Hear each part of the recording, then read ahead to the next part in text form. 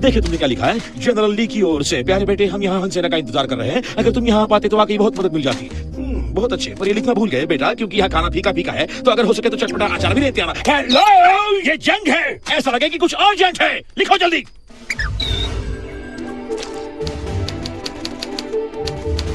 हाँ ये ठीक है, बिल्कुल ठीक, चलो चले। खान बाबा, थोड़ी सवारी कर ले हम।